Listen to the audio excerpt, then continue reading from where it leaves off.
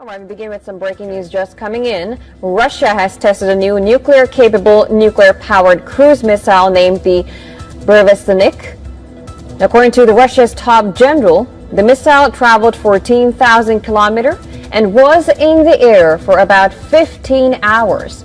Now, the missile, dubbed the SSC-X9 Skyfall by NATO, it's nuclear-powered, nuclear-capable, and pretty much virtually unstoppable. Putin has said that the 9M730 WW3 missile is invincible to current and future missile defenses, with an almost unlimited range and unpredictable flight path.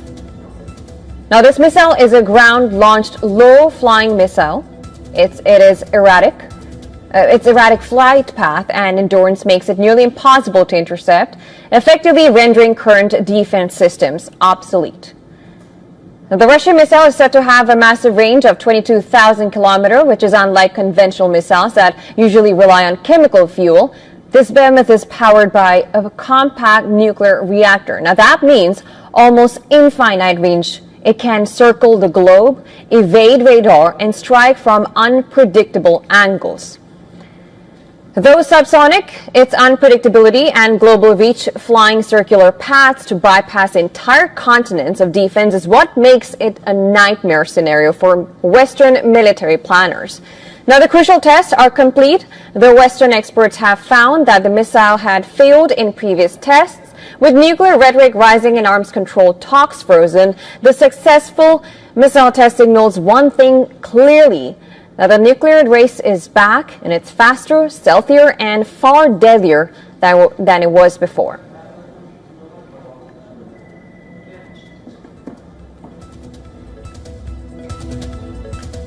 Okay, breaking news just coming in. Russia has tested a new nuclear-capable, nuclear-powered cruise missile named WW3. Now, according to Russia's top general, the missile traveled 14,000 kilometers and was in the air for about 15 hours. Now, this missile, dubbed the SSC-X9 Skyfall by NATO, is a nuclear-powered, nuclear-capable, and is pretty much virtually unstoppable. Now, Putin has said that the 9M730 WW3 missile is invincible to current and future missile defenses, with an almost unlimited range and unpredictable flight path.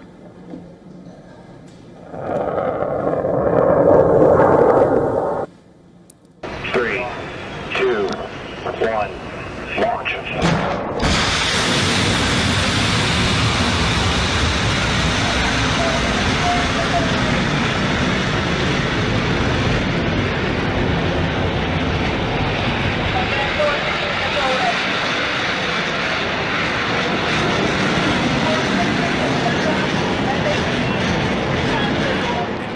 Tensions are rising once again as Russia's foreign ministry sharply criticizes reports that the United States may supply Tomahawk missiles to Ukraine.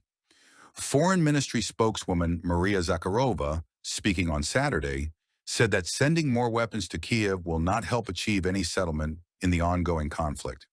Her remarks were carried by Russia's RYA news agency in direct response to new statements from Washington. The controversy began after U.S. President Donald Trump revealed on October 12th that he may authorize the transfer of long-range Tomahawk missiles to Ukraine if Russian President Vladimir Putin fails to end the war. Speaking to reporters aboard Air Force One during his flight to Israel, Trump said that he and Ukrainian President Volodymyr Zelensky had discussed Kyiv's request for advanced weaponry, including Tomahawks, to strengthen Ukraine's defense capabilities. The Tomahawk, a precision-guided long-range cruise missile developed by the U.S. military, would mark a significant escalation in the kind of weaponry supplied to Ukraine since the start of the war. Analysts say such a move could change the balance on the battlefield, but also deepen the rift between Washington and Moscow. Russia has repeatedly warned that continued Western arms deliveries to Ukraine are prolonging the conflict and undermining diplomatic solutions. Zakharova emphasized that every new shipment of advanced weaponry makes peace more distant and risks expanding the confrontation beyond Ukraine's borders. Meanwhile, the Pentagon has not yet confirmed whether approval for Tomahawk deliveries has been finalized, but defense sources indicate that discussions are ongoing. Officials in Kyiv have welcomed the potential U.S. decision, saying it could enhance Ukraine's ability to defend critical infrastructure and push back Russian attacks. As both sides trade accusations, global observers warn that the introduction of long-range cruise missiles could trigger a new phase in the war, one with higher stakes and fewer chances for dialogue. For now, Moscow insists that diplomacy remains the only path to peace, while Washington faces growing debate over how far military support for Ukraine should go. With new weapons talks on the horizon, the Russia-Ukraine conflict once again stands at a critical crossroads between escalation and negotiation.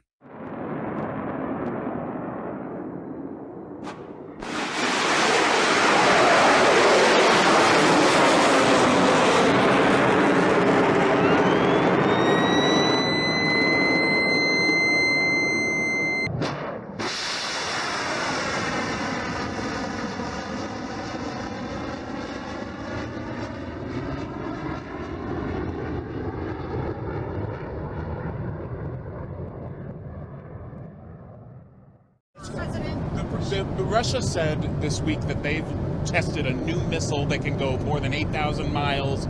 Is that saber-rattling for you? What is that? They know we have a nuclear submarine, the greatest in the world, right off their shores. So, I mean, it doesn't have to go 8,000 miles. And they're not playing games with us. We're not playing games with them either. We test missiles all the time. But, you know, we do have a submarine, a nuclear submarine. We don't need to go 8,000 miles, and I don't think it's an appropriate thing for Putin to be saying either, by the way. You ought to get the war ended. A war that should have taken 1 week is now in its soon 4th year. That's what you ought to do instead of testing missiles. Mr. President, should the EU use frozen Russian assets to help pay for defense of Ukraine? You have to ask EU. I'm not involved in that. That's up to EU. Additional sanctions against Russia? You'll find out. So, Mr. President, shipbuilding has been a big part of your trade deals with both South Korea and Japan. Why is it so important to increase our shipbuilding to counter China? Well, a pretty obvious answer to that, because we want more ships. We're going to be back in the shipbuilding industry. We have a lot of companies coming into our country now. They're going to start building. We have the shipyards available. You know, in World War II, we were the biggest in the world in shipbuilding. And then over the years, we went wokey and stupid and weak. And we started buying ships from everybody. And, you know, we lost that industry. But we'll get that industry back. We were the best at it. And we'll soon be very good at it, if not the best.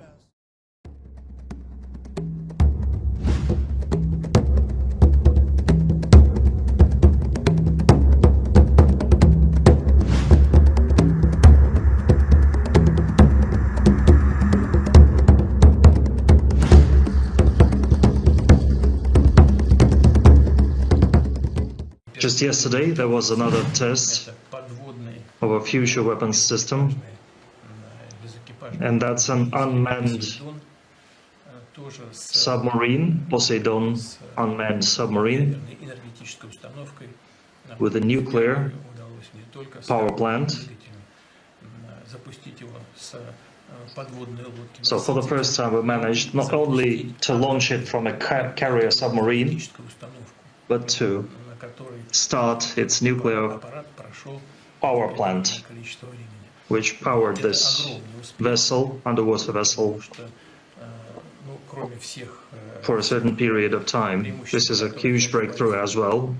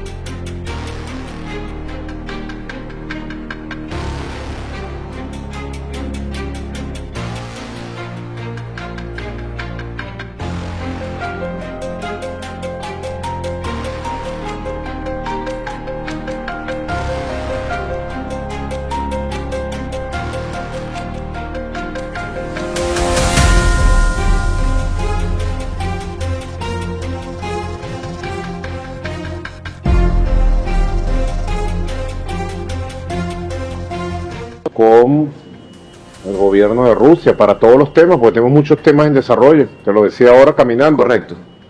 Ahora ha sido muy fuerte la noticia esta semana, jueves, viernes, sábado, domingo, lunes, de la cooperación militar, pero que es natural, pues tenemos 25 años de cooperación militar.